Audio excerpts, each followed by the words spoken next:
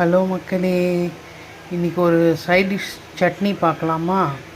அதுக்கு தேவையான பொருட்கள்: தக்காளி, வெங்காயம், கேரட்டு, பச்சை மிளகாய், சின்ன வெங்காயம், அப்புறம் ஒரு 4 பல் பூண்டு.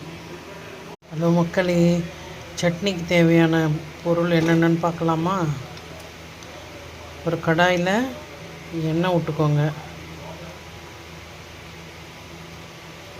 2 டேபிள் ஸ்பூன் எண்ணெய், உளுத்தம்பருப்பு ஒரு 2 டேபிள் ஸ்பூன்,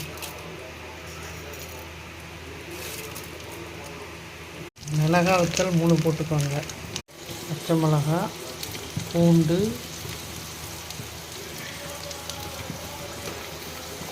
கேரட், தக்காளி.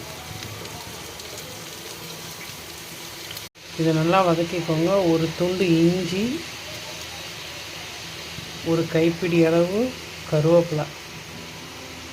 இதை எல்லாத்தையும் வதக்கிக்கோங்க. நல்லா வேகிற வரைக்கும் வதக்கிட்டு